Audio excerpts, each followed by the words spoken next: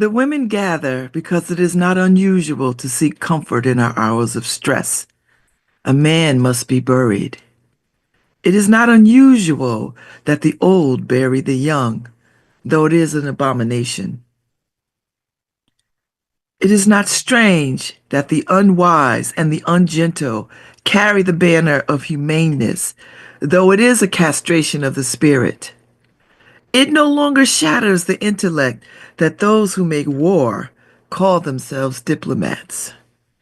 We are no longer surprised that the unfaithful pray loudest every Sunday in every church and sometimes in rooms facing east, though it is a sin and a shame. So, how do we judge a man? Most of us love from our need to love, not because we find someone deserving. Most of us forgive because we have transpassed, not because we are magnanimous. Most of us comfort because we need comforting. Our ancient rituals demand that we give what we hope to receive. And how do we judge a man? We learn to greet when meeting, to cry when parting, and to soften our words at times of stress. The women gather with cloth and ointment, their busy hands bowing to laws that decree willows shall stand swaying but unbroken against even the determined wind of death. We judge a man by his dreams, not alone his deeds. We judge a man by his intent, not alone his shortcomings. We judge a man because it is not unusual to know him through those who love him. The women gather strangers to each other because they have loved a man.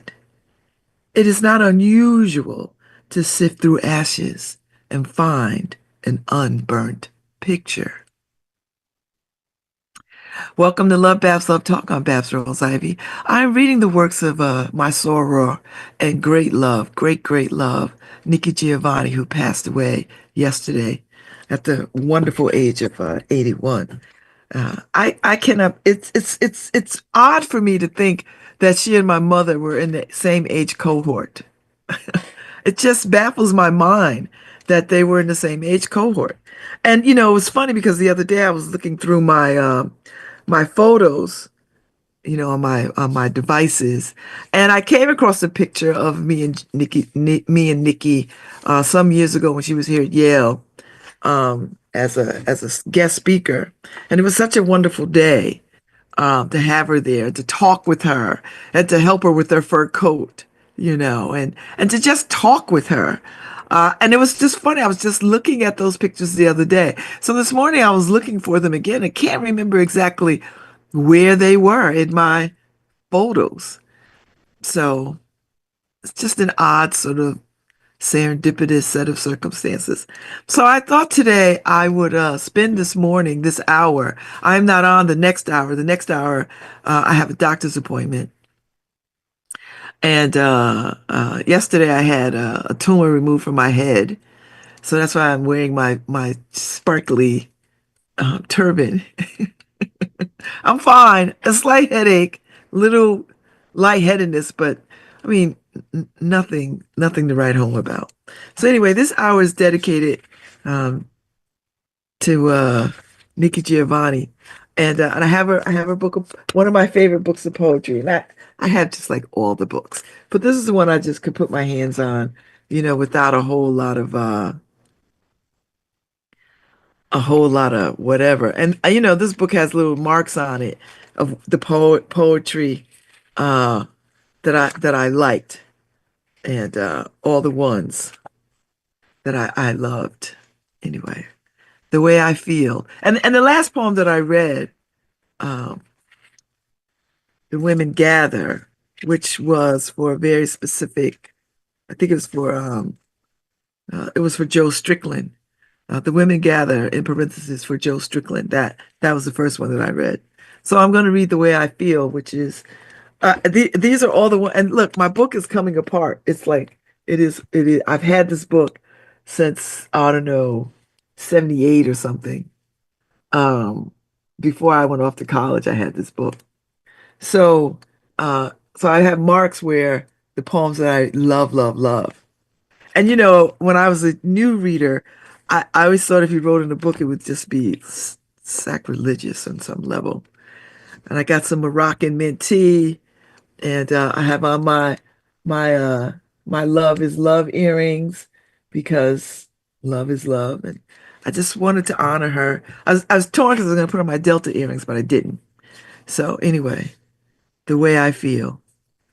I've noticed I'm happier when I make love with you and have enough left over to smile at my doorman. I've realized I'm fulfilled like a big fat cow who has just picked for a carnation contentment when you kiss your special place right behind my knee. I'm as glad as mortar on a brick that knows another brick is coming when you walk through my door. Most time when you're around, I feel like a note Roberta Flack is going to sing. In my mind, you're a clock, and I am the second hand, sweeping around you 60 times an hour, 24 hours a day, 365 days a year, and an extra day in leap year, 'cause that's the way, that's the way I feel about you. Kidnap poem. This is one of my favorites. I believe I know this one by heart. Ever been kidnapped by a poet? If I were a poet, I'd kidnap you, put you in my phrases, and meter you to Jones Beach, or maybe Coney Island, or maybe just to my house. Lyric you in lilacs, dash you in the rain, blend into the beach to complement my sea. Play the lyre for you, ode you with my love song, anything to win you. Wrap you in the red, black, green, show you off to mama. Yeah, if I were a poet, I'd kidnap you. I love that. Don't you just love that? What an amazing, amazing, amazing woman. She had Tupac tattooed on her because she was such a fan of his. I don't even know how to begin to tell people what she has meant to me and how she has saved my life over and over and over since the moment I was introduced to her. My Uncle Lonnie introduced me to her and sent me her albums from Germany. She had 3 albums, I believe. And I ended up going and finding them, and I bought CDs, and I still have the albums. And I used to play them all the time. And so when I went off to college, I went off to college with a whole lot of trauma and undealt with trauma, and just a whole lot in me and on my back that just never was dealt with. And so I would find myself in Sage Memorial, which was our campus library. And it was a very specific type of library, Sage Memorial. And there's a bunch of them around some colleges around the country. But anyway, we had a music room with albums and headsets and a record player. And I would sign up that room just about every day and sit in there and listen to all kinds of music, but mostly listening to Nikki Giovanni and bringing her books in there with me and whatever homework I needed to do. And that was the beginning, I think, of me trying to save my own life. Poetry is a trestle. Poetry is a trestle spanning the distance between what I feel and what I say. Like a locomotion, like a locomotive, I rush full speed ahead, trusting your strength to carry me over. Sometimes we share a poem because people are near and they would notice me noticing you. So I write X and you write O and we both win. Sometimes we share a poem because I'm washing the dishes and you're looking at your news. Or sometimes we make a poem because it's Sunday and you want ice cream while I want cookies. But always we share a poem because belief predates action. And I believe the most beautiful poem ever heard is your heart racing. So anyway, today is a rainy day. If you live in Connecticut, anywhere in the Northeast, it's a rainy day. It's a ducky ducky, quack quack, waddle waddle kind of day. And so I guess this is a little poem called Rain, Nikki Giovanni from the men and the women poems. So I find these poems to be intimate and romantic, which is how I like to be in that headspace all the time. So anyway, rain is God's sperm falling in the receptive woman. How else to spend a rainy day other than with you? Seeking sun and stars and heavenly bodies. How else to spend a rainy day other than with you? I know you like it. I know you like it. I know you like it. But this is the women and the men. This is very sexy and intimate. I and for me, these poems are very alive moving forward. Like I always want to be in a state of uh of falling in love. I always want to be in a state of vulnerability and all the things. I'm always wanting to be in that space. I want to sing. I want to sing a piercing note, lazily throwing my legs across the moon, my voice carrying all the way over to your pillow. I want you. I need, I swear, to lull about the sun and have it smelt me, the ionosphere carrying my ashes all the way over to your pillow. I want you. See, sexy, very, very sexy, very, very sexy. And listen, I think,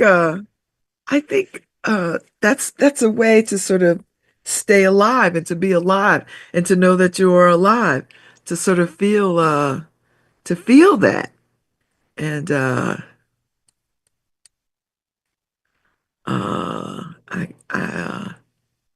you know, I just wanted it. So I just want to be always in that space of uh,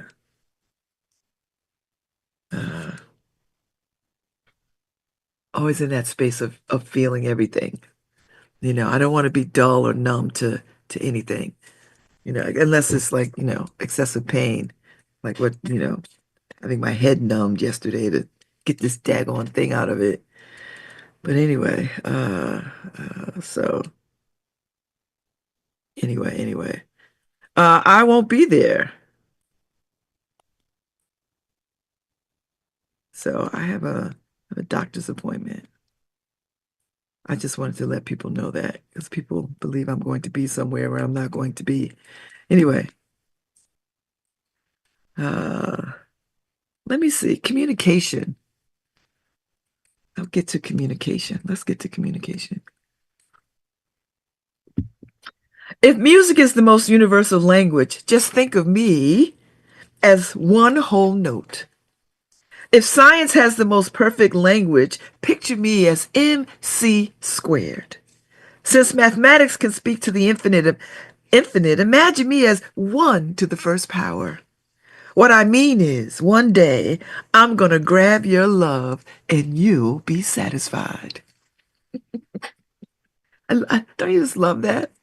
I love it. I am I don't even know how to tell people how devoted, how much in love I am of this woman and how she has saved me over and over and over and over again.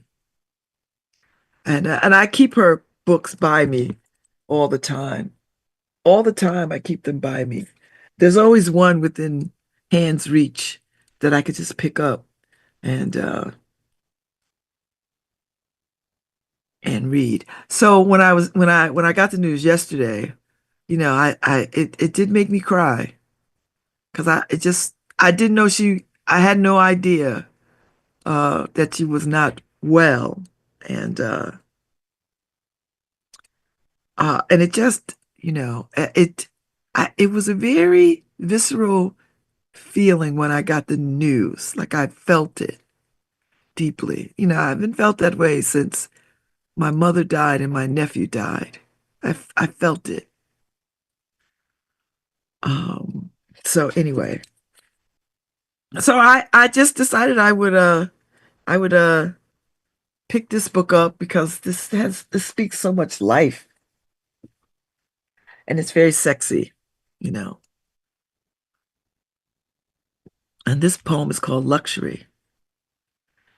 I suppose living in a materialistic society, luxury to some would be having more than what you need. Living in an electronic age, seeing the whole world by pushing a button. The nth degree might perhaps be adequately represented by having someone there to push the buttons for you. I have thought if only I could become rich and famous, I would live luxuriously in New York, knowing famous people, eating in expensive restaurants, calling long distance anytime I want. But you held me one evening, and now I know the ultimate luxury of your love. It's amazing how much of this I know by heart.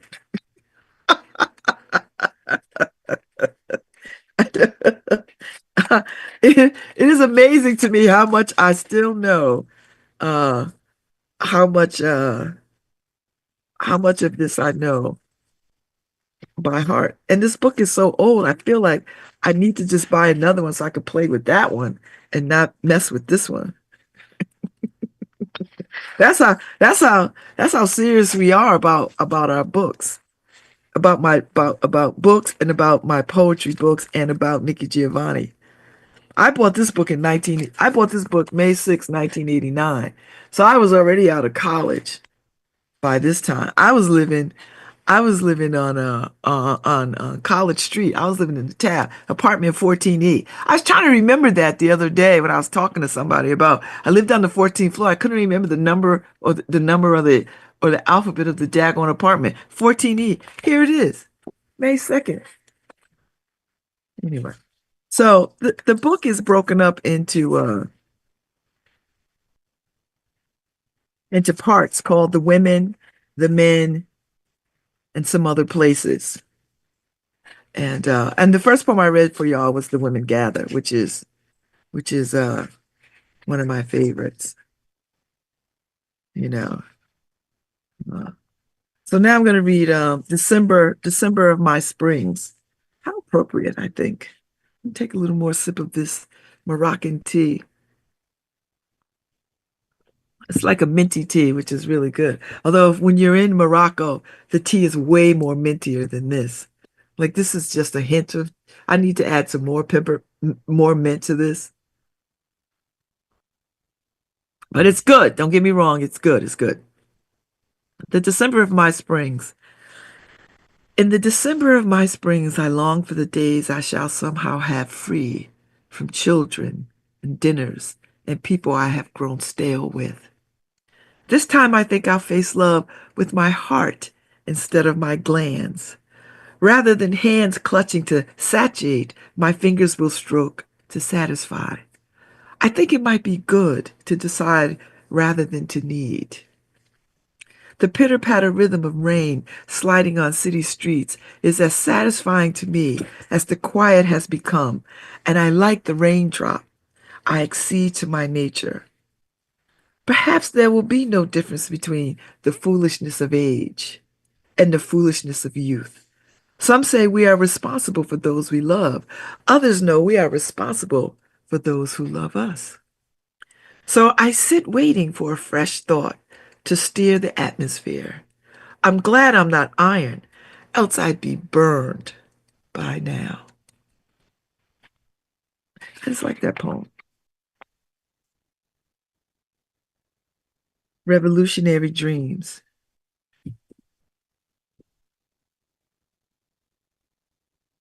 I used to dream militant dreams of taking over America to show these white folks how it should be done. I used to dream radical dreams of blowing everyone away with my perceptive powers of correct analysis.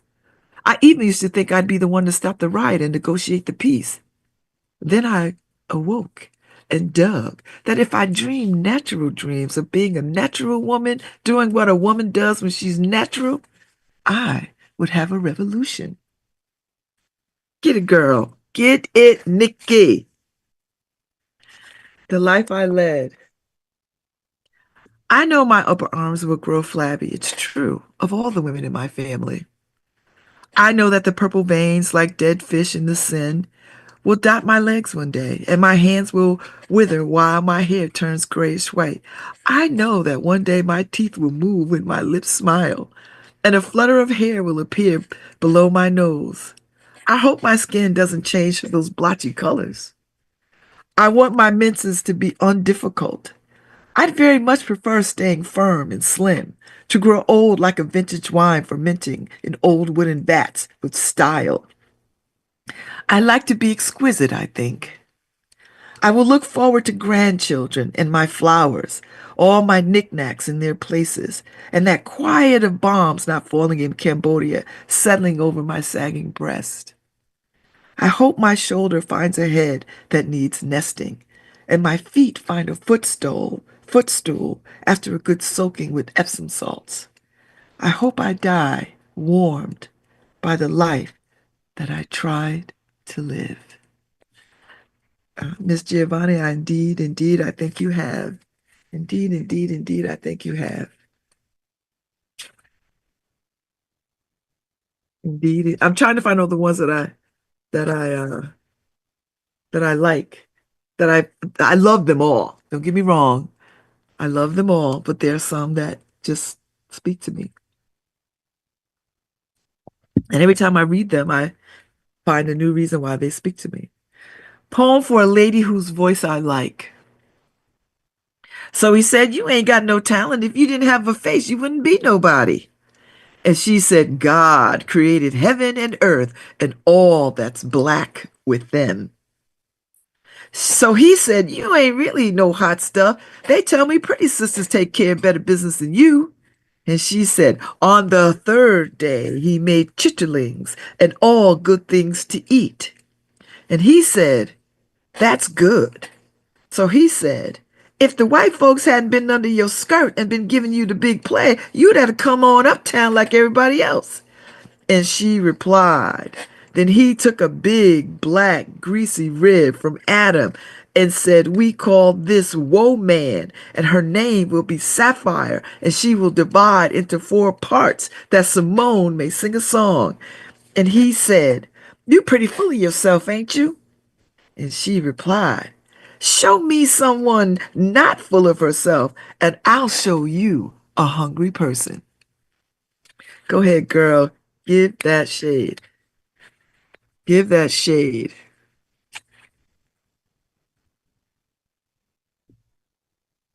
Uh, let's see. House cleaning. I always liked house cleaning, even as a child. I dug straightening the cabinets, putting the new paper on the shelves, washing the refrigerator inside out. And unfortunately, this habit has carried over, and I find I must remove you from my life. I like that. I like that very much.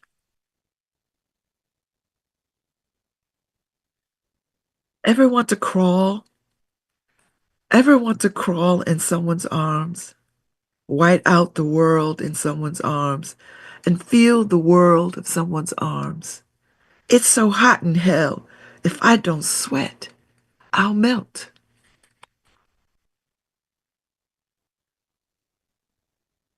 The men. I read some of these poems. I put the way that I feel, the kidnap poem and communication.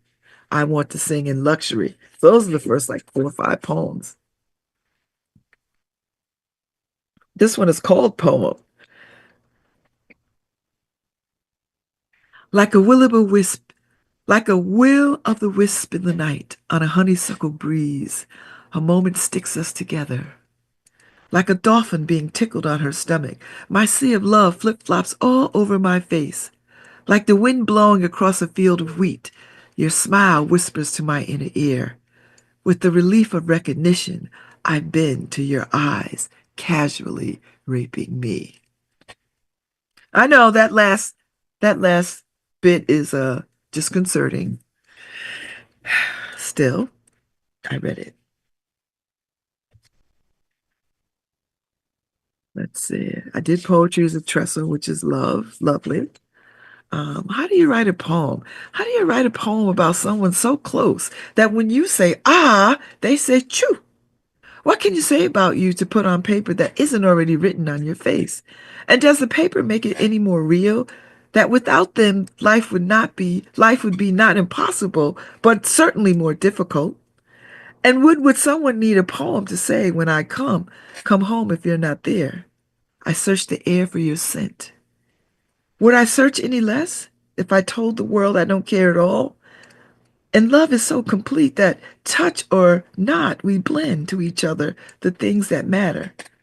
Aren't all about banging. I could be banged all day long, but finding a spot where I can be free of all the physical and emotional demands and simply sit with a cup of coffee and say to you, I'm tired.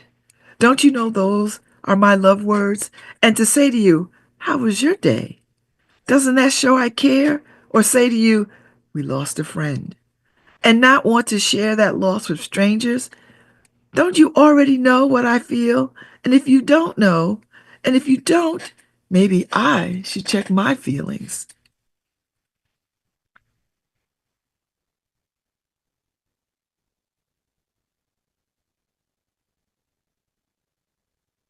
And in some places, and in some places, a very simple wish. I want to write an image like a log cabin quilt pattern and stretch it across all the lonely people who just don't fit in. We might make a world if I do that. I want to boil a stew with all the leftover folk whose bodies are full of empty lives. We might feed a world if I do that. Twice in our lives we need direction, when we are young and innocent, and when we are old and cynical.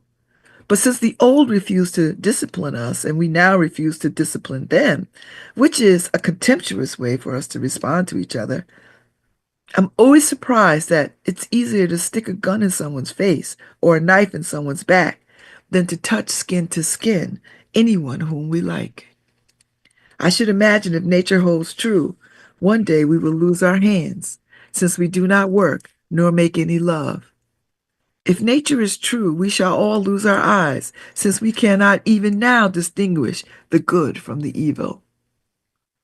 I should imagine we shall lose our souls, since we have so blatantly put them up for sale and glutted the marketplace, thereby depressing the price. I wonder why we don't love. Not some people way on the other side of the world with strange customs and habits, not some folks from whom we were sold hundreds of years ago, but people who look like us, who think like us, who want to love us. Why don't we love them? I want to make a quilt of all the patches and find one long pole, one strong pole to lift it up. I have a mind to build a new world. Want to play? I love that. Night. In Africa, night walks into day as quickly as a moth is extinguished by its desire for flame. The clouds in the Caribbean carry night like a young man with a proud erection dripping black dots across the blue sky. The wind, a mistress of the sun, howls her displeasure at the involuntary fertilization. But nights are white in New York. The shrouds of displeasure mask our fear of facing ourselves between the lonely sheets.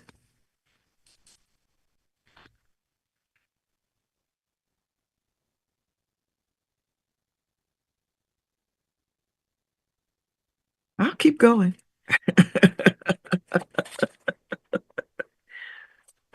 Poetry.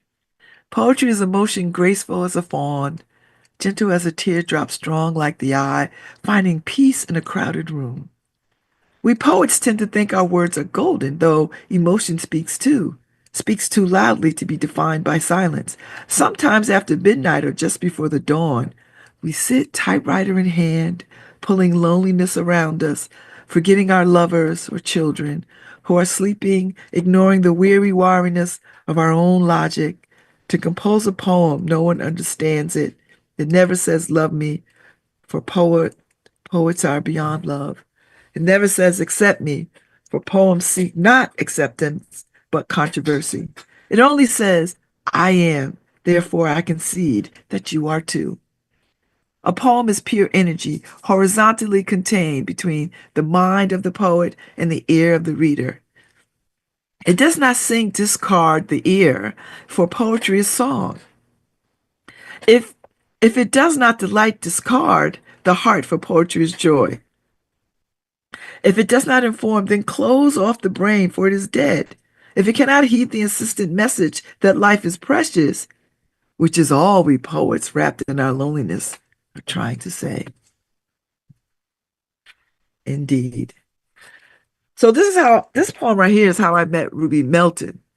We were at Open Studios at the Yale campus out there in Milford or wherever the hell, West Haven or wherever it was. And I read this poem and she came up and introduced herself and asked me how to find it. And I told her who it was, and then I found it. She had given me her phone number and her email. I think I sent it to her or something. But this is the poem I met Ruby Melton. Always there are the children. And always, and I was reading this poem because I was participating in a poetry, something about poetry read. And I offered up this poem. And always there are the children. And always there are the children. There will be children in the heat of day. There will be children in the cold of winter.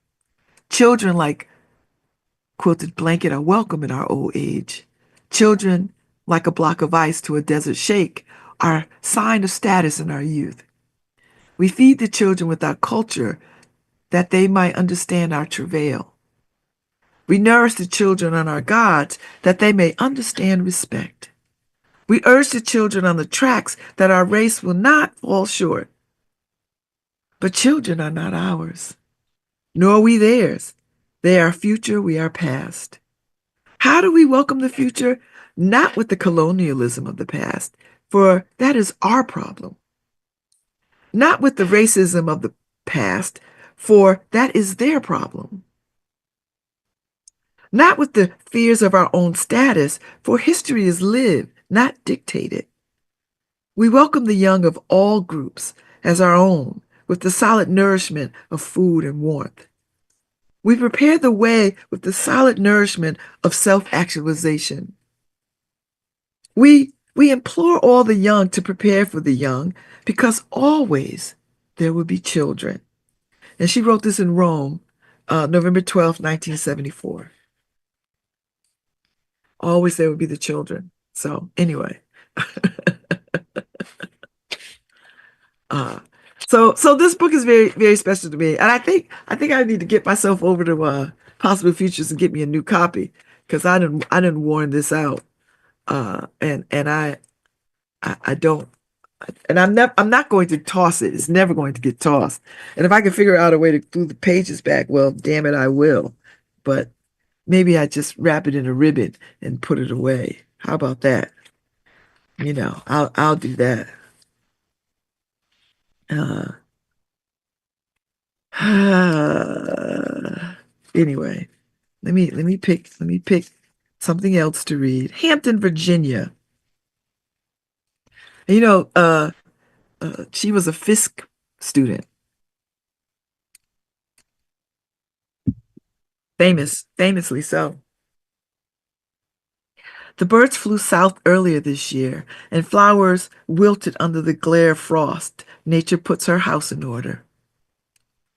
The weather reports say this will be the coldest winter. Already the perch have burrowed deep into the lakes, and the snails are 6 instead of 3 feet under.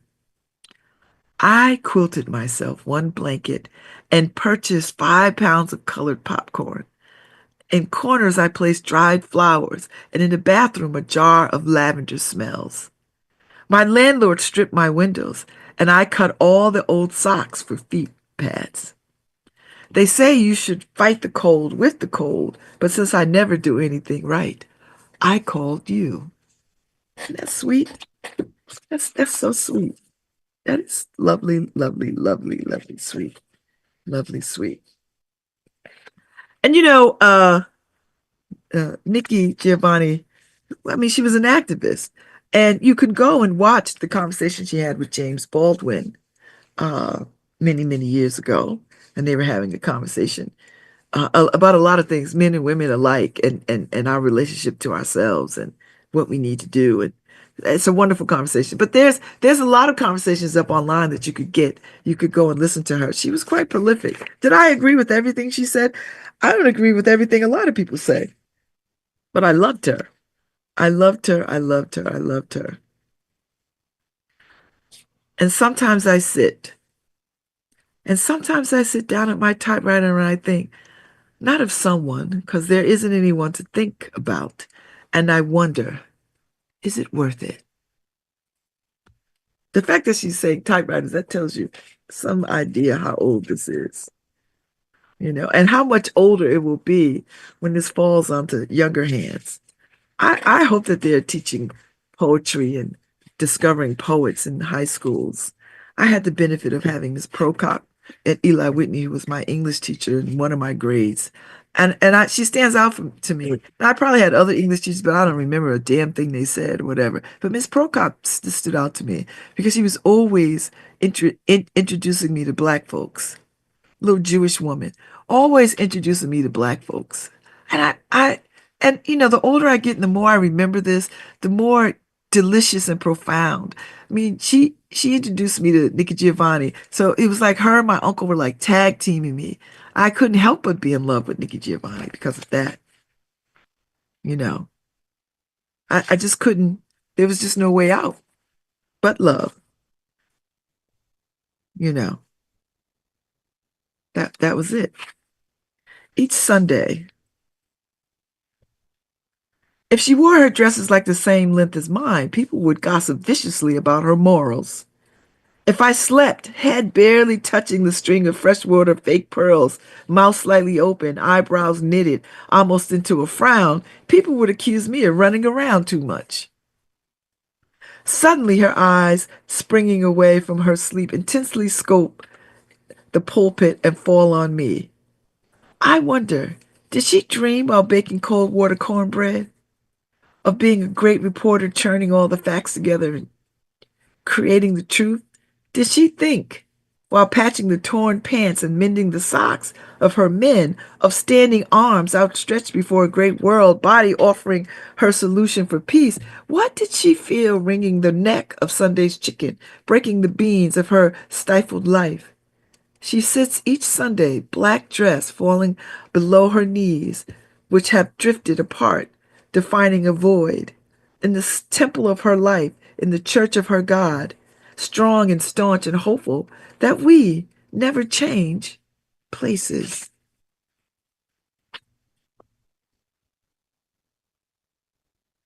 Once a lady told me, like my grandmother and her grandmother before, I paddled around the house in soft-soled shoes, chasing ghosts from corners with incense. They are such a disturbance, my ghosts. They break my bric-a-brac and make me forget to turn my heating stove.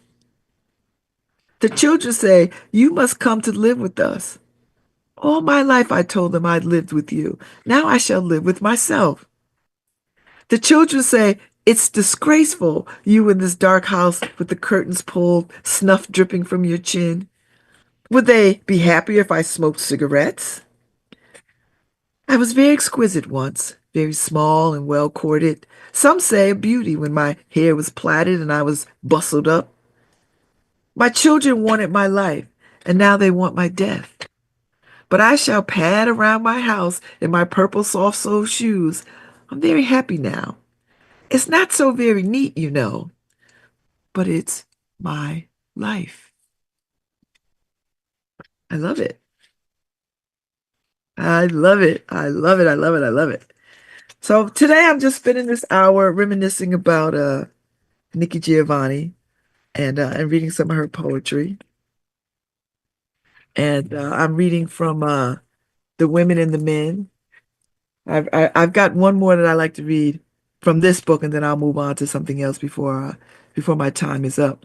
So when I was at Barber Scotia College, I entered the pageant for Miss UNCF. You know, in the South, pageants of any sort is such a big deal. I had no idea what I was getting into. I raised some money and uh and I became Miss UNCF. So I didn't have a talent really. So, but I knew I had a halfway decent voice, and I could remember and recite things. Now, I must tell you, as an old lady now, I'm not very good at that, I don't think. Well, I'm not going to say I'm not very good at it. I've gotten out of the habit of committing things to memory like that. Although I did do a play last year and I committed some lines to memory. So there's that. But you know, it's funny as I'm reading some of these poems, I know some of these by memory.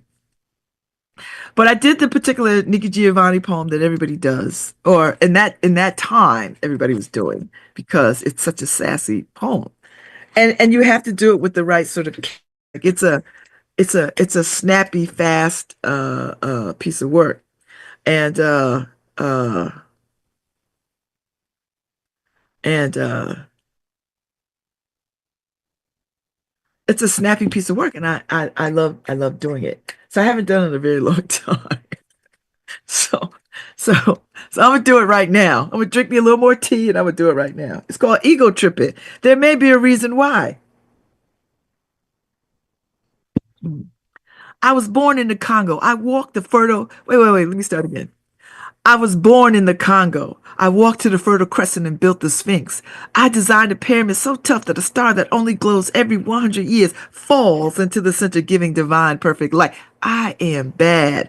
I sat on the throne drinking nectar with Allah. I got hot and sent an ice age to Europe to cool my thirst. My oldest daughter is Nefertiti. The tears from my birth pains created the Nile. I am a beautiful woman.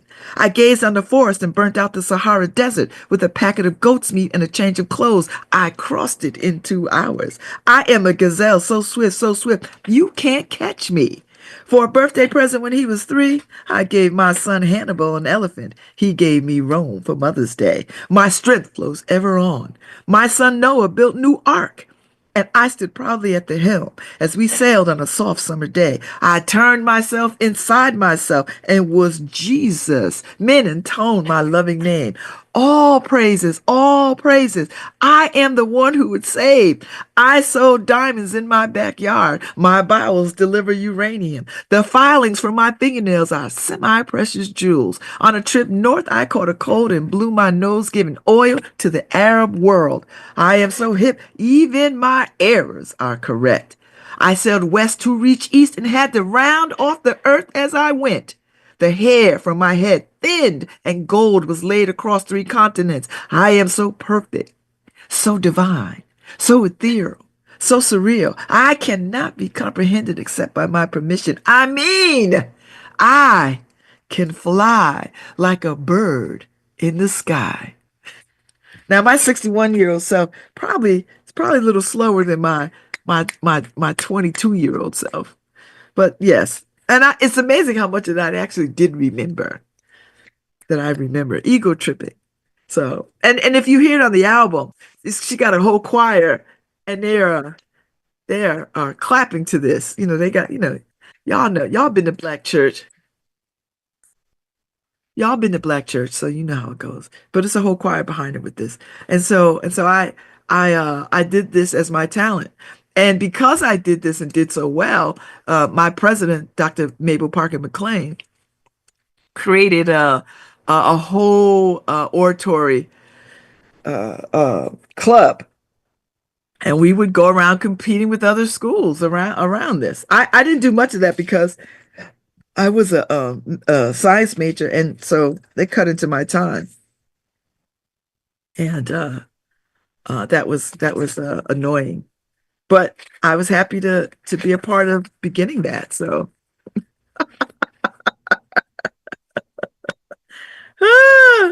so yeah, so yeah, that's my talent right there. Ego tripping.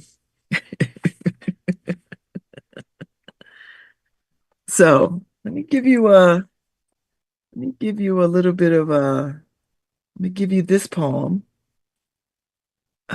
Africa. And then I think I got to find, it's another poem, but it's not in this book, and I have to, I will look it up. So let me see. One of my favorites. Uh, it's actually one of my favorites. A very long poem. Uh, I forgot what, oh Lord, you know, I'm going to give you the Africa poem. Uh, and uh, I'm going to give you the Africa poem, and then I'm going to give you my very favorite poem. I have it's unfair to say favorite poem, but I'm going to give you the Africa poem, then I'm going to give you my favorite poem because I think it's still my favorite.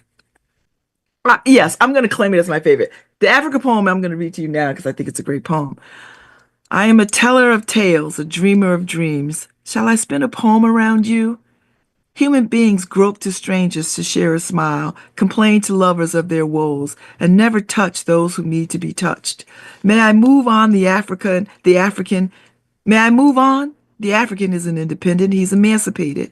And like the freedman, he explores his freedom rather than exploits his nation. Worrying more about the condition of the women than his position in the world, I am a dreamer of dreams. In my fantasy, I see a person not proud, for pride is a collection of lions, or a magazine in Washington, D.C., but a person who can be wrong and go on, or a person who can be praised and still work, but a person who can let a friend share a joy as easily as a friend shares a sorrow.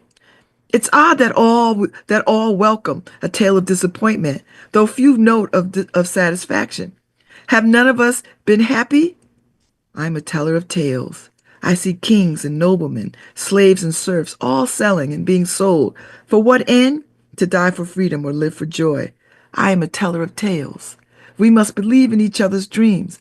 I'm told, and I dream of me accepting you and you accepting yourself. Will that stroke the tension between blacks and Africans? I dream of truth lubricating our words. Will that ease 300 years? And I dream of black men and women walking together, side by side, into a new world, described by love and bound by difference. For nothing is the same except oppression and shame. May I spin a poem around you? Come, let's step into my web and dream of freedom together. That is a beautiful poem. So this is my last poem before I get out of Dodge. I'm not, let's see, resignation. And I'm not on the next hour, so Harry will play the best hour. He'll do something. Uh, I love you because the earth turns round the sun, because the north wind blows north sometimes, because the Pope is Catholic and most rabbis Jewish, because the winters flow into springs and the air clears after a storm, because only my love for you, despite the charms of gravity, keeps me from falling off this earth into another dimension. I love you because it is the natural order of things. I love you, like the habit I picked up in college of sleeping through lectures or saying I'm sorry when I get stopped for speeding, because I drink a glass of water in the morning and chain smoke cigarettes all through the day, because I take my coffee black and my milk with chocolate, because they keep my feet warm, because you keep my feet warm. Though my life a mess, I love you because I don't want it any other way. I am helpless in my love for you. It makes me so happy to hear you call my name. I'm amazed you can resist locking me in an echo chamber where your voice reverberates through the four walls, sending me into spasmic ecstasy. I love you because it's been so good for so long that if I didn't love you, I'd have to be born again. And that's not a theological statement. I am pitiful in my love for you. The Dells tell me love is so simple. The thought, though, of you sends indescribably delicious multitudinous thrills throughout and through in my body.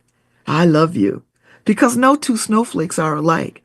And it is possible, if you stand tippy-toe, to walk between the raindrops. I love you because I'm afraid of the dark and I can't sleep in the light.